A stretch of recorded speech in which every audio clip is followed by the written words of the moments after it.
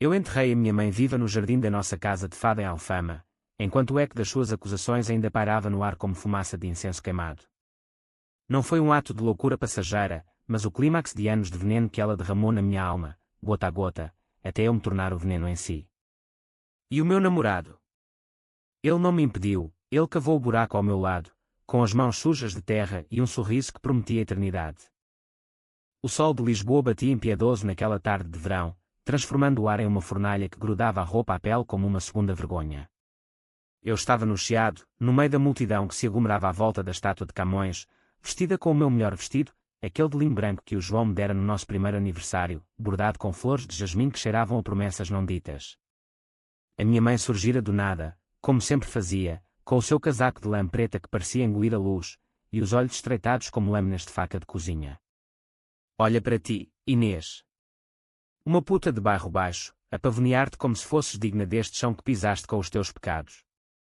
As palavras saíram dela como cuspos, altas o suficiente para que os turistas virassem as câmaras, e os lisboetas locais baixassem os olhos em solidariedade fingida.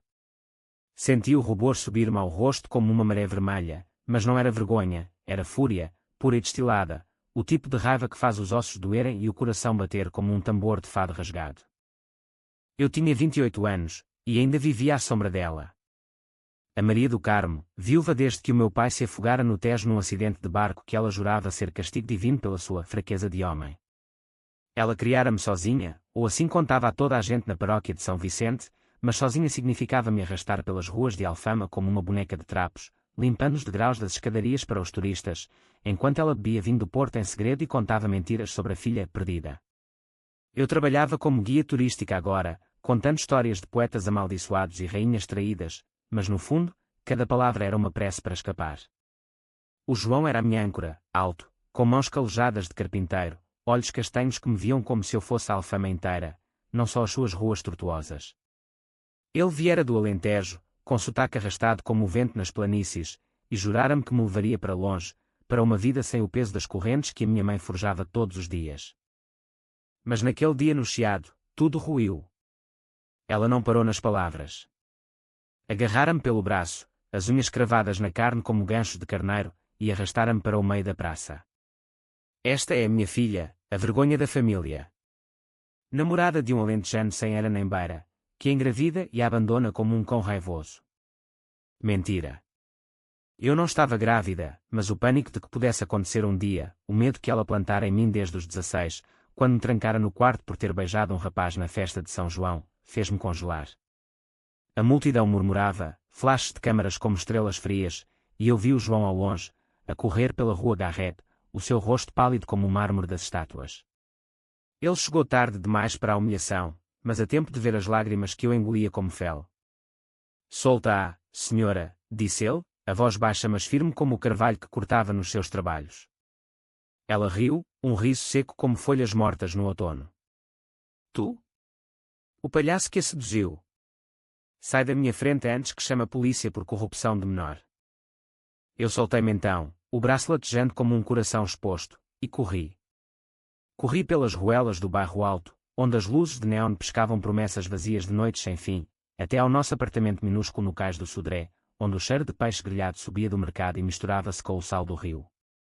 O João encontrou-me encolhida no chão da cozinha, as mãos tremendo ao tentar acender uma vela de São Jorge, o santo que protege os traídos. Ele ajoelhou-se ao meu lado, sem palavras no início, só o seu corpo quente contra o meu, como uma muralha contra o vendaval. Ela não te merece, Inês. Nenhuma mãe que transforma a filha em troféu de dor merece. Eu chorei então, não pela vergonha pública, mas pela traição profunda, aquela que vem do sangue que nos deu vida. Como pode uma mulher que me pariu me chamar de nada? Como pode o amor materno ser uma lâmina de 2 gumes, cortando mais fundo do que qualquer ódio de estranho? Naquela noite, enquanto Lisboa dormia sob um manto de estrelas indiferentes, o João falou. Falou de vingança, não como um filme americano com tiros e explosões, mas como algo português, lento, meticuloso, como o vinho que envelhece em cascos de carvalho até se tornar essência pura. Ela quer-te quebrada. Vamos quebrá-la de volta, mas de forma que ela sinta cada lasca. Eu ri, um riso histérico que ecoou nas paredes nuas, mas no fundo, algo se acendeu em mim. Uma faísca de ódio que eu sempre reprimira, por medo de me tornar como ela. Mas o que é sanidade senão o equilíbrio precário entre o bem e o mal que nos define? Eu concordei, e assim começou o nosso plano, não um ato impulsivo, mas uma sinfonia de dor, tocada nota a nota, até o crescendo final que nos libertaria. Os dias seguintes foram de calmaria falsa, como o silêncio antes da tempestade no Atlântico.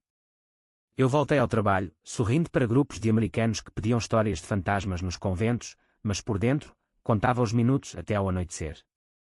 A minha mãe ligava, mensagens de texto como veneno doce: vem para casa, filha. Ele não é para ti. Eu sei o que é melhor. Eu respondia com monossílabos, plantando sementes de dúvida. O João, com a sua paciência de camponês, pesquisava, velhos registros da paróquia, conversas sussurradas com tias distantes que odiavam a Maria do Carmo desde a morte do pai. Descobriu segredos que ela enterrara mais fundo que raízes de oliveira, um caso com o padre da igreja, nos anos 80, que terminara em aborto e exílio autoimposto, dívidas de jogo no casino de Estoril que a forçavam a mendigar favores, e o pior, o pai não se afogara por acidente. Fora ela quem sabotara o barco, num acesso de ciúme por ele ter uma amante em Belém. Provas. Uma carta amarelada, escondida no sótão da casa em Alfama, que o João roubara numa visita disfarçada de reconciliação.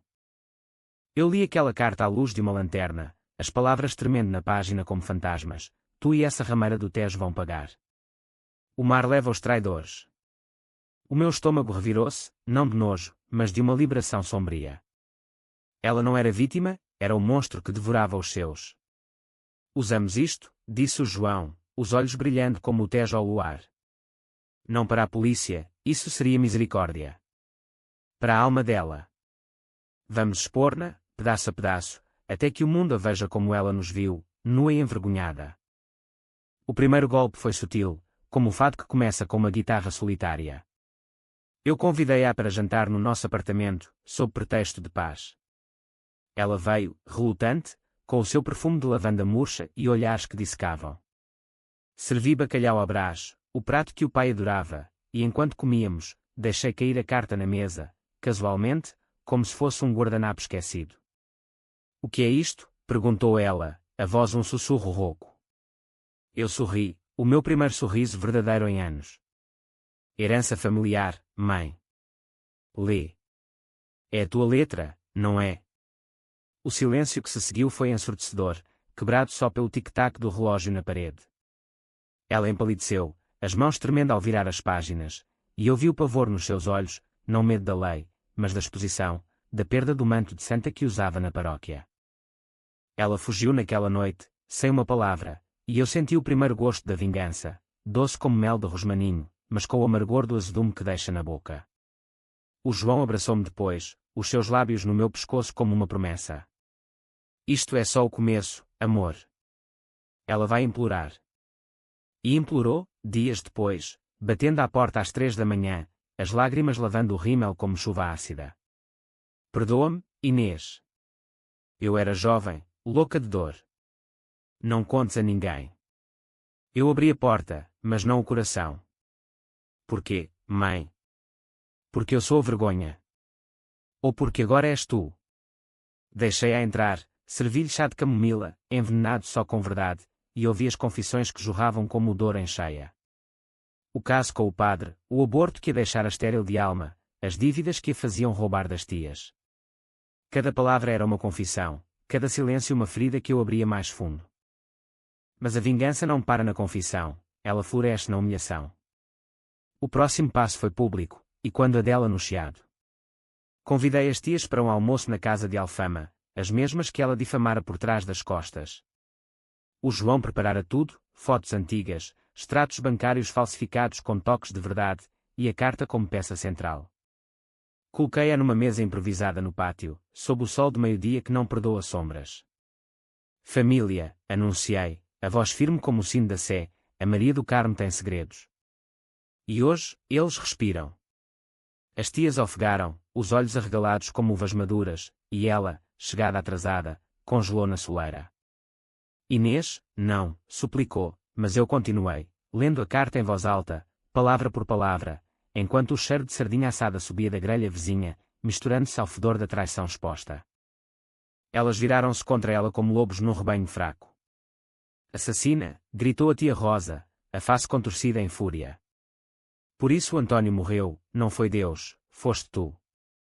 A minha mãe caiu de joelhos, as mãos cobrindo o rosto, soluços que ecoavam pelas escadarias como um fado sem guitarra. Eu observava, o coração dividido entre triunfo e uma pena fugaz, afinal, era sangue do meu sangue. Mas a pena durou o tempo de um suspiro, lembrei-me do chiado, das unhas na carne, das palavras que me marcaram mais que cicatrizes. O João estava ao meu lado, a mão na minha cintura, ancorando-me à realidade. Basta? Perguntou ele baixinho. Eu abanei a cabeça. Não. Ainda não. Os meses que se seguiram foram uma dança lenta de degradação. Ela perdeu a paróquia, o padre, ao saber do passado, excomungou-a em silêncio, espalhando o rumor como erva daninha. As dívidas voltaram a cobrar, cobradores batendo à porta à noite como demónios do inferno. Eu pagava algumas, anônima, só para prolongar o sofrimento, nada de misericórdia rápida. Ela mudara-se para um quarto alugado no bairro Alto, onde as prostitutas a olhavam com pena, e eu visitava-a uma vez por semana, levando pão e vinho, mas também mais verdades, fotos do pai com a amante, que o João encontrara no álbum escondido, testemunhos de vizinhos que viram o barco sabotado. Cada visita era uma sessão de terapia invertida, onde eu era a doutora e ela a paciente que sangrava verdades. O ponto de viragem veio numa noite de tempestade, quando o vento uivava pelo Tejo como almas penadas. Ela ligou-me, a voz um crocitar de corvo: vem, Inês.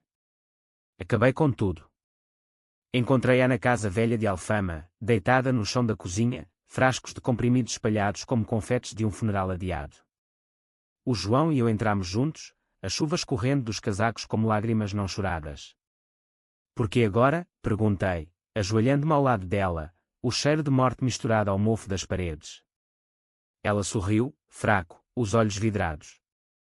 Porque tu venceste, filha. A vergonha que eu te chamei era minha. Sempre foi. Não a salvei. Liguei para a ambulância, mas tarde demais, o veneno que ela tomara era lento, como o nosso plano. Enquanto esperávamos, contei-lhe o resto, como o João e eu planeáramos casar em segredo, em Évora, sob as árvores de sobreiro que ele amava, como eu estava, sim, grávida, de 3 meses, um filho que cresceria sem o peso das suas correntes. Ele vai saber amor, mãe. Amor sem lâminas. Ela morreu nos meus braços, o último suspiro perdão, que soou como alívio. O funeral foi pequeno, só nós e as tias, na igreja de São Vicente sob um céu de chumbo.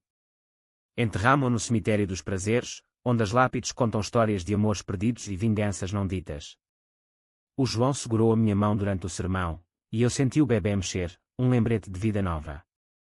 A vingança não me curou, deixou cicatrizes, como as marcas no braço do chiado, mas libertou-me. Lisboa continuou, com os seus fados e os seus segredos, mas eu renasci, mais forte, mais eu. Após o funeral, o silêncio da casa em Alfama tornou-se um peso que me sufocava, como o ar úmido do Tejo infiltrando-se pelas frestas das janelas antigas. Eu andava pelos quartos como um fantasma, tocando os objetos que ela deixara para trás, o rosário de madrepérola na cômoda, puído pelas orações falsas, o vestido de noiva guardado no baú, amarelado pelo tempo e pelas promessas quebradas. O João tentava preencher o vazio com planos: vamos pintar as paredes de azul, como o céu de Évora. Fazer deste lugar nosso, não dela. Mas eu sabia que as paredes absorviam memórias, e as dela estavam gravadas como veias de mármore negro. A gravidez avançava, o ventre arredondando-se como uma colina alentejana, e com ela veio uma vulnerabilidade nova, não medo pelo bebê, mas pelo que a morte dela despertara em mim. Sonhos vinham à noite, vívidos como fado ao vivo, eu via a minha mãe rastejando do túmulo, as unhas sujas de terra cravando-se no meu peito, sussurrando: vergonha, sempre vergonha. Acordava suada, o João ao lado, murmurando: foi só um sonho, amor, mas os sonhos eram ecos da culpa que eu enterrara com ela. Tinha-a matado. Não com as mãos, mas com palavras afiadas como facas de ourivos, forjadas no fogo da dor. E agora, com a vida crescendo em mim, questionava se a vingança era herança ou maldição. Decidi confrontar o passado de frente, como um toureiro encara o touro no terreiro do paço. Comecei por limpar a casa, caixote a caixote, descobrindo mais segredos, cartas de amor do pai, doce e ternas, contrastando com o ódio que ela cultivara, um diário de adolescente, onde confessava o ciúme que a consumia desde o nascimento meu, uma rival no berço, roubando o amor dele. Li aquelas páginas à luz da manhã, o sol filtrando pelas persianas como julgamento divino, e chorei não por ela, mas pelo que poderíamos ter sido, mãe e filha, unidas contra o mundo, não divididas por ele. O João, sempre prático, sugeriu uma viagem. Vamos para o Algarve, sentir a areia nos pés, o mar lavando tudo. Mas eu recusei, fugir seria negar a ferida. Em vez disso, voltei ao Chiado, ao local exato da humilhação. Sentei-me na base da estátua de Camões, o poeta que cantara amores impossíveis, e observei a multidão, casais de mãos dadas, turistas rindo, vendedores de castanhas quentes. Uma mulher passou, idosa, com o mesmo casaco de lã, e por um instante, o pânico subiu, mas era só uma estranha. Senhorita, tudo bem? Perguntou um polícia jovem, o uniforme impecável. Eu sorri, tocando o ventre. Sim, só memórias. Foi ali que decidi escrever. Não um diário, mas uma carta aberta, para a paróquia, para as tias, para Lisboa inteira. A minha mãe chamou-me vergonha, mas a vergonha era dela, um manto tecido de mentiras e medos. Publiquei-a no jornal local, o Diário de Notícias, sob pseudónimo, mas o tom era inconfundível. As respostas vieram como uma enchente, e-mails de mulheres que reconheceram-se na história, homens que confessaram culpas semelhantes. Uma tia escreveu: tu foste corajosa, Inês. Ela mereceu. Mas outra, a Rosa, acusou: mataste-a com palavras. Cuidado, o sangue chama sangue. O medo instalou-se então, sutil como a névoa matinal no rio.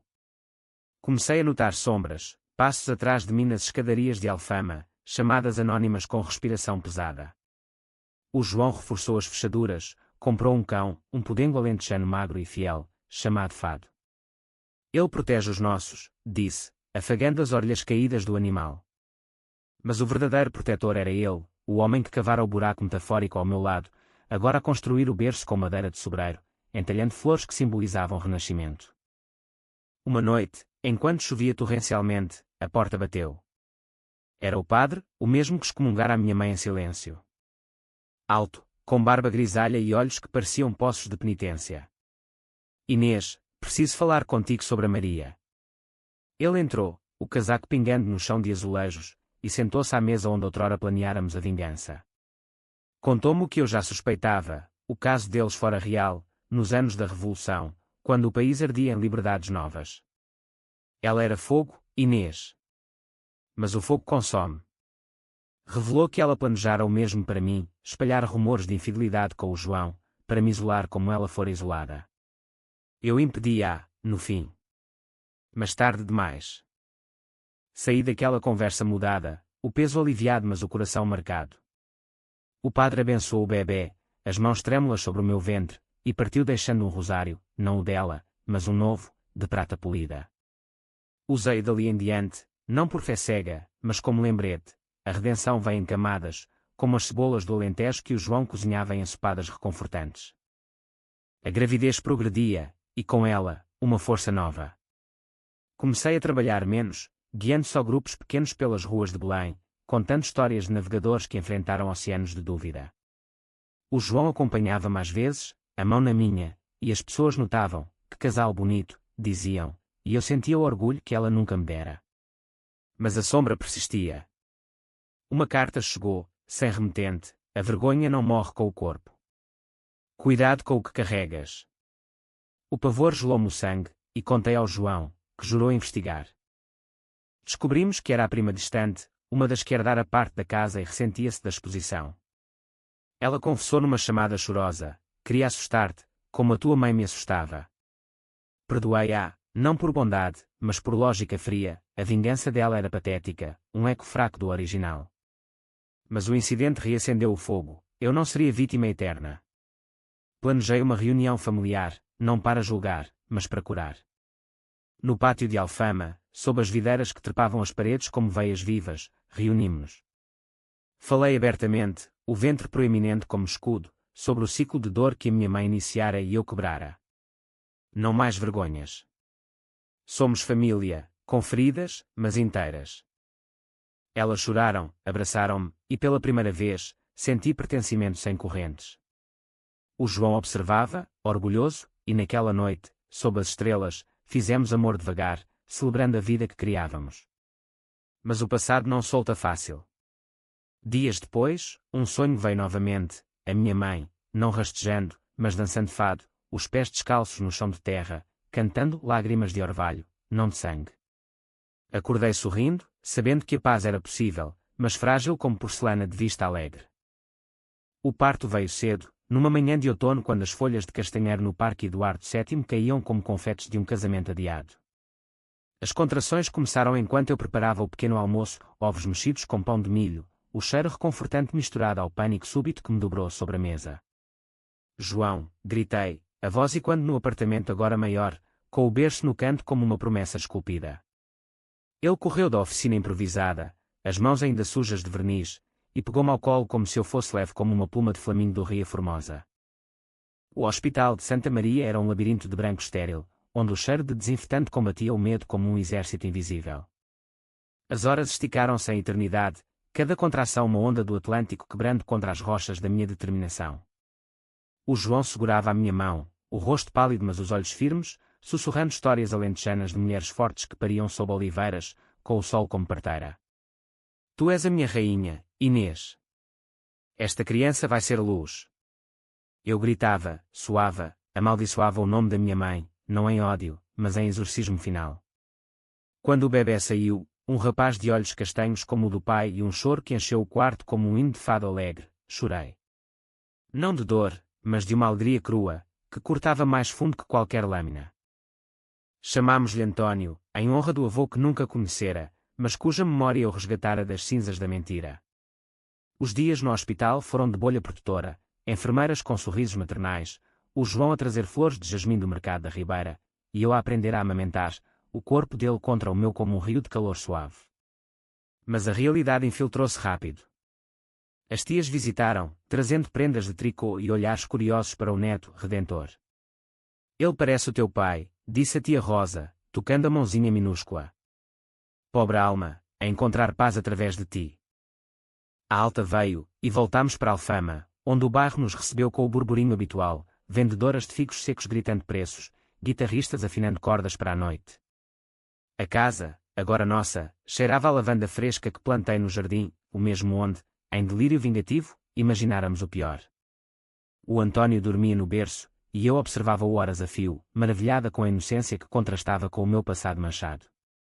Mas a maternidade não apagava cicatrizes, ampliava-as, noites em claro, o bebé chorando como um eco da minha própria infância turbulenta, fazia-me questionar, seria eu capaz de quebrar o ciclo, ou herdaria a fúria dela? O João notava. Estás distante, amor. Fala comigo. E eu falava, nas madrugadas quando Lisboa dormia, despejando medos como vinho tinto numa taça rachada. E se eu a magoar, como ela me magoou? E se a vergonha for genética, correndo nas veias como vinho azedo? Ele ria baixo, beijando a testa suada. Não, Inês. Tu escolheste diferente. Cada dia, escolhes. Ele provava-o em ações, mudava fraldas com paciência de santo, cantava canções alentejanas roucas para acalmar o choro, e cozinhava refeições que nutriam corpo e alma, coelho com arroz de pato, o prato que me fazia lembrar festas antigas sem dor. Mas o mundo lá fora não perdoava. O artigo que eu publicara ganhara atração, republicado em blogs de psicologia e fóruns de mulheres portuguesas. Convites para palestras vieram, fala da tua história, inspira outras. Aceitei o primeiro, num centro comunitário no Lumiar, perante 50 mulheres de rostos cansados, muitas com olhares que espelhavam o meu. Subi ao pódio, o coração batendo como tambor, e contei, não só a vingança, mas o nascimento, a redenção frágil.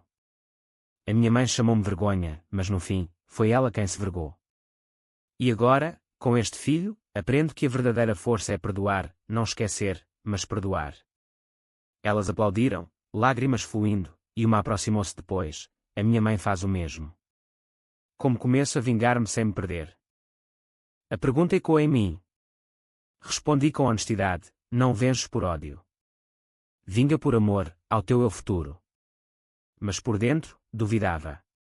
A prima rancorosa reapareceu, enviando mensagens venenosas, o teu bastardo vai sofrer como tu. O João confrontou-a, cara a cara num café do Rocio, a voz calma mas letal, toca na minha família, e eu enterro os teus segredos como enterrei os dela. Ela recuou, mas o incidente reacendeu o pavor. Contratei um advogado para gerir a herança, a casa era minha agora, mas com ela vinham dívidas que eu pagava devagar, como penitência. O primeiro Natal do António foi mágico, apesar de tudo. Decorámos a casa com ramos de azevinho e bolas de vidro do Chiado, o pinheiro pequeno mas cheirando a resina fresca. As tias vieram, trazendo doces de amêndoa e histórias de natais passados. O João tocou viola, cantando Noite de Natal, com voz grave, e o bebê gorgolejou, como se respondesse. Na meia-noite, fomos à missa na Sé, o órgão ressoando como vozes ancestrais, e eu rezei, não pela mãe, mas por nós, pela família que construíramos das ruínas. Mas a paz era ilusória. Uma carta chegou de Évora, do irmão do João, convidando-nos para uma reunião familiar. É tempo de conheceres as raízes alentejanas, Inês. O nosso sangue é terra fértil, não veneno. Aceitámos, e a viagem sul foi bálsamo, planícies douradas sob céu infinito, o ar seco limpando os pulmões como um exorcismo. A quinta da família era humilde, com paredes de taipa e um poço onde o João brincara criança. O pai dele, um viúvo de mãos nudosas, abraçou-me como filha, bem-vinda, rapariga. Aqui, não há vergonhas, só trabalho e pão quente. O António adorou, rastejando na terra vermelha, e eu senti raízes novas brotarem. Mas numa noite, ao redor da fogueira, o tio contou histórias do Alentejo, de vinganças antigas, famílias destruídas por ciúmes como o da minha mãe. Cuidado, Inês. O passado é como um montado, queima fácil, mas renasce mais forte. As palavras ficaram, e na viagem de volta, com o bebê a dormir no banco de trás, perguntei ao João, arrependes-te de teres cavado comigo? Ele parou o carro no miradouro, o Tejo brilhando abaixo como serpente de prata. Nunca. Foi o nosso fado, triste, mas necessário. E olha para nós agora. Sim, olhava. Mas o nascimento da dor não parava no meu filho, estendia-se a ele, no medo de que o mundo marcasse como marcara. Decidi escrever um livro, não de ódio, mas de lições, vergonha enterrada, uma história de Alfama. O editor, um homem de Porto com óculos tortos, viu potencial, é real, Inês. Português até à medula, dor, redenção, mar. Escrevi à noite, o António ao colo, as palavras fluindo como leite materno, nutrindo a ferida. O sucesso do livro veio como uma maré alta, inesperada e avassaladora. Lançado numa livraria no Chiado, ironia cruel, o mesmo bairro da humilhação, vi filas de leitores, muitos com histórias semelhantes tatuadas nos rostos. Assinaturas transformaram-se em confissões sussurradas, a tua mãe poderia ser a minha, disse uma mulher de Setúbal, os olhos vermelhos. O João orgulhava-se, levando o António para passeios no Jardim Zoológico de Lisboa, onde o miúdo ria com os macacos, alheio ao furacão que a fama trouxera. Mas as sombras regressavam, como névoa do Tejo ao amanhecer. Jornais sensacionalistas desenterraram o passado, filha enterra mãe a escândalo de vingança. Títulos gritavam, distorcendo a verdade em ficção barata. Entrevistas pediam detalhes suculentos, como te sentiste ao vê-la morrer. E eu recusava, mas o dano estava feito. A prima rancorosa deu uma entrevista anónima, Inês manipulou todos. O João é cúmplice de morte moral. O pânico instalou-se, e contratei segurança para o apartamento, um homem discreto chamado Manuel, ex-militar com sotaque madeirense. O João reagiu com fúria contida, como um touro que espera o momento. Vamos contra-atacar, propôs, e contratámos um advogado para processos por difamação. Mas a verdadeira batalha era interna. O António, agora com 6 meses, começou a chorar à noite sem razão, como se sentisse o peso invisível. Levei-o ao pediatra no Hospital de Santa Maria, o mesmo onde nascera, e o médico, um homem idoso com bigode grisalho, disse, é só cólicas, senhora. Mas mães estressadas transmitem ansiedade. As palavras acertaram como um murro. Eu estava a envenenar o meu filho com os resquícios da minha guerra. Decidi recuar. Recusei mais palestras, foquei-me no lar, plantava ervas no jardim, manjericão e tomilho, cheiros que acalmavam o espírito português. O João apoiava, construindo uma extensão à casa, um quarto para o miúdo com janelas para o castelo de São Jorge. Aqui, ele cresce livre, dizia, martelando pregos com precisão de poeta.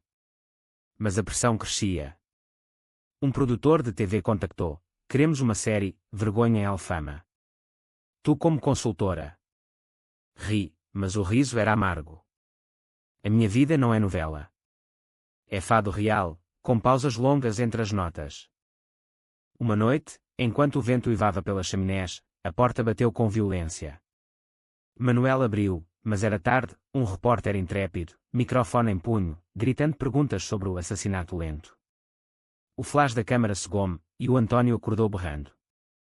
O João avançou, empurrando o homem para fora. Sai, caralho. Respeita a família. A polícia veio, registros feitos, mas o incidente quebrou algo em mim. Chorei no peito dele depois, o corpo tremendo. Não aguento mais, João. Eles nos caçam como animais. Ele acalmou-me com mãos firmes, preparando chá de limão verbena. Então fugimos.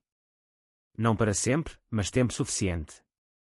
Propôs Sintra, a vila de palácios e neblina, onde podíamos alugar uma casa perto da Quinta da Regaleira, lugar de mistérios e renascimentos. Aceitei, e partimos na manhã seguinte, o carro carregado com fraldas, livros e o violão do João. A estrada serpenteava pelas colinas, o mar ao longe como promessa de esquecimento, e o António adormeceu com o balanço, o pulgar na boca como um sábio minúsculo. Sintra era feitiço, florestas densas onde contos de fadas se misturavam à história real, palácios coloridos como sonhos de D. Carlos. Alugámos uma casinha de pedra, com jardim de camélias e vista para a serra. Ali, o tempo abrandou. Eu escrevia sem pressão, notas para um segundo livro sobre cura, o João esculpia móveis de castanho, vendendo-os a turistas, o António engatinhava na relva, descobrindo flores como tesouros. As sombras pareciam distantes, mas não ausentes. Cartas chegavam pelo correio, fãs agradecidas, mas também ódios, assassina de mãe, agora foges como cobarde. Uma tarde, passeando no Parque da Pena, encontrei uma mulher que me reconheceu. Inês. Do livro. Era jovem, com tatuagens de rosas nos braços, e abraçou-me sem aviso.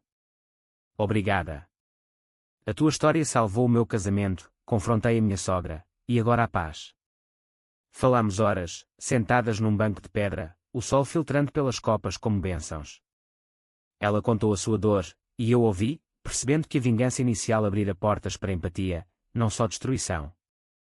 Mas o regresso a Lisboa era inevitável. O processo judicial avançava, e o advogado ligou, vencemos o primeiro. A prima cala-se. Voltámos, mais fortes, mas cautelosos. Reforcei as defesas, terapia com uma psicóloga no Bairro Alto, sessões onde desenterrei camadas profundas, o ódio à mãe era espelho do meu próprio medo de falhar como mãe. É normal, disse a doutora, uma mulher de Setúbal com voz como mel. A maternidade amplifica tudo. Mas tu estás a escolher luz. O clímax veio num festival de fado em Alfama. Convidei as tias, o João tocaria viola, e eu cantaria, não como vingança, mas como catarse. O palco era pequeno, lanternas de papel penduradas como estrelas, o público uma mistura de locais e visitantes. Cantei, estranha forma de vida, a voz tremendo no início, mas ganhando força com cada verso. Ó mar salgado, quanto do teu sal, são lágrimas de Portugal. As palavras de Amália ecoavam a minha alma, e no refrão, vi fantasmas, a mãe, o pai, o passado. O aplauso foi trovão, e o João subiu, beijando-me perante todos. À minha Inês, que enterrou a dor e plantou amor. Naquela noite, deitados com o António entre nós, senti paz verdadeira. As sombras regressavam, sim, mas agora eu tinha luz para as dissipar. Anos passaram como o Tejo fluindo para o mar, inexorável, mas cheio de curvas inesperadas. O António crescia, um rapaz de 4 anos com pernas compridas como o pai e curiosidade afiada como as escadarias de Alfama. Ele perguntava sobre a avó, porque ela foi embora, mamã. Eu respondia com verdades suaves, ela estava doente, amor. Doente no coração. Mas ama-te, lá onde está. O João completava com histórias do avô, ele navegava rios, como o herói de um livro. Assim, tecíamos um tapete de memórias sem buracos negros. O livro vendia bem, permitindo-nos conforto, viagens ao Douro para Vindimas, onde o António pisava uvas com pés roxos de riso, fins de semana em Óbidos, a vila literária onde eu assinava exemplares em feiras de contos. A fama acalmara, tornando-se respeito, convites para podcast sobre resiliência familiar, onde partilhava lições sem sensacionalismo. A vingança liberta, mas o perdão constrói, dizia, e via mulheres a sentirem, olhos brilhando com reconhecimento. Mas a reconciliação era frágil, como vidro de Murano. A tia Rosa adoeceu, cancro nos pulmões, fumados por anos de cigarros roubados da mãe. Visitei-a no hospital de Curra e Cabral, levando o António com um desenho de flores. Ela estava magra, a pele como pergaminho, mas o sorriso era o mesmo de sempre. Inês, minha menina. Desculpa as palavras duras. A tua mãe envenenou-nos a todas. Confessou cumplicidades antigas, sabia do sabotagem do barco, mas calara por medo. Agora, com a morte a bater, digo, perdoa-me. Abracei-a, lágrimas misturando-se ao cheiro de iodo, e o António cantou uma canção de embalar que aprendera com o pai. Ela morreu uma semana depois, deixando-me a casa em Alfama, não, deixando-me a família inteira. O funeral reuniu-nos, tias, primos distantes, até a prima rancorosa, agora humilde com um bebê ao colo. Eu errei, Inês. O ódio dela passou para mim. Abracei-a também, sentindo o ciclo quebrar como uma corrente enferrujada. Enterrámo-la ao lado da mãe, no Prazeres, sob chuva fina que lavava o granito. O padre, agora aposentado, oficiou, as palavras um bálsamo, na terra portuguesa, a dor é semente. Floresce sem graça. Com a herança, reformei a casa, paredes pintadas de branco luminoso, jardim expandido com rosas de Évora que o João plantara. O António teve um irmãozinho, a Maria, nascida num verão quente, com olhos verdes como o Alentejo após chuva. O parto foi sereno, no mesmo hospital, com o João ao lado e as tias na sala de espera, tricotando boates. Segurei-a, o corpinho quente contra o meu, e jurei, nunca vergonha. Só amor. A vida estabilizou, mas o passado sussurrava. Um documentário sobre mulheres vingadoras em Portugal contactou-me, querendo filmar em Alfama. Recusei, mas eles filmaram na mesma, entrevistas com vizinhos, recriações sensacionalistas do Chiado. O bus reacendeu ódios, comentários online como facas, ela matou a mãe por fama.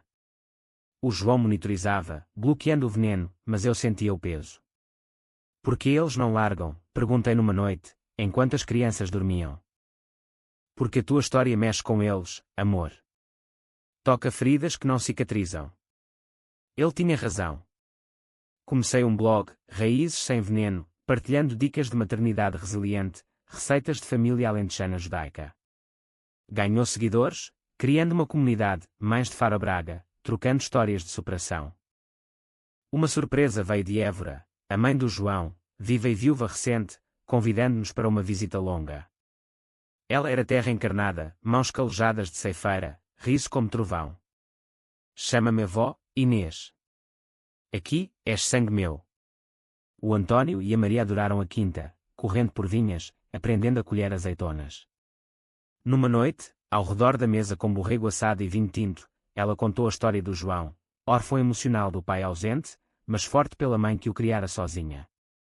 Como tu, minha nora. Mulheres como nós não quebram, dobramos, mas voltamos direitas. A visita curou fendas que eu nem sabia existirem. De volta a Lisboa, integrei tradições alentejanas, cantos de ceifa para adormecer as crianças, pão de aldeia no pequeno almoço. O João floresceu, abrindo uma oficina de carpintaria no Cais do Sodré, esculpindo berços para outras famílias. Cada um é uma história nova, dizia. Mas a fragilidade mostrou-se numa crise. O António, aos 5, voltou da escola com o rosto inchado, a professora disse que a avó era má, mamã. Alguém falara, um eco do passado. Enfrentei a escola, calma mas firme, a minha história é pública, mas o meu filho é inocente. Ensine respeito, não fofoca. Mudaram a professora, mas o incidente doeu. Naquela noite, contei ao João, e chorámos juntos, não de fraqueza, mas de amor feroz. A reconciliação veio plena no aniversário meu, 35 anos, celebrado no jardim com fado ao vivo. As crianças dançavam, as tias serviam pastéis de nata, e um convidado surpresa, o editor, com um contrato para um novo livro. Sobre cura, Inês. O mundo precisa. Aceitei, sabendo que a jornada continuava. 10 anos após o enterro metafórico, olhava para a minha vida como um mosaico de azulejos, fragmentos quebrados, mas juntos formando beleza portuguesa, intrincada e resiliente.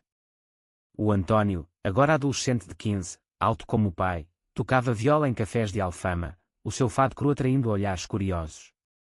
És como o avô, que navegava emoções, dizia eu, e ele sorria, sem o peso que eu carregara àquela idade.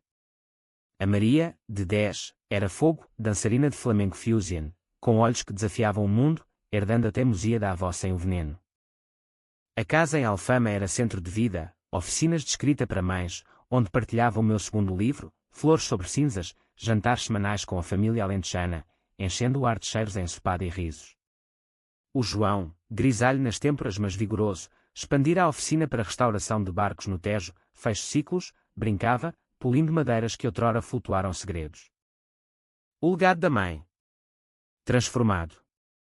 Criei uma fundação pequena, Vozes Sem Vergonha, financiando terapia para famílias disfuncionais em bairros como o meu. A paróquia de São Vicente patrocinava, o novo padre, jovem, de Coimbra, abençoando as sessões. Perdão não é esquecimento, é ponte. A prima rancorosa tornara-se voluntária, redimida pela maternidade, organizando eventos com eficiência surpreendente. Desafios persistiam, como marés. O António namorava uma rapariga de imigrantes cabo-verdianos, e ecos de preconceito surgiam, ela não é como nós, murmuravam vizinhos. Enfrentei-os no mercado da Ribeira, nós somos Portugal, mosaico, não monólito. Ele agradeceu depois, num abraço desajeitado, obrigado por me ensinares a não ter medo, mãe. A Maria questionava o passado, porque a avó te odiava. Respondi com honestidade, à volta da mesa com bacalhau, não ódio, filha. Dor não curada. Mas nós curamos. Ela assentia, sábia além dos anos, e eu via o ciclo quebrado, não por magia, mas por escolhas diárias. O clímax pessoal veio aos 40, um regresso ao Chiado, sozinha, para uma performance de rua. Subi à estátua de Camões, não para chorar, mas para declamar um poema meu, da vergonha nasci, na vingança cresci, no amor renasci. A multidão aplaudiu, e um homem idoso aproximou-se, eu vi tudo, há anos. A tua mãe. Eu era o amante do pai. O choque gelou-me, mas abracei-o, obrigado por seres parte da história. Agora, fecha-a com paz. O João e eu renovamos votos em Évora, sob sobreiros centenários, com as crianças como testemunhas. Até que o Tejo seque, juramos, rindo da impossibilidade. A vida fluía, rica em texturas, viagens à Madeira para flores exóticas, vindimas no Douro onde o António pisava uvas como homem, danças de São João onde a Maria acendia fogueiras sem queimar pontes. No fim, o legado era eterno, não de dor, mas de força. A minha mãe chamara-me vergonha, mas o João mudara tudo, cavando comigo o caminho para a luz. Lisboa, com os seus suspiros de fado e brilhos de sol, testemunhava, da cinza, rosas. E eu, Inês, dançava livre.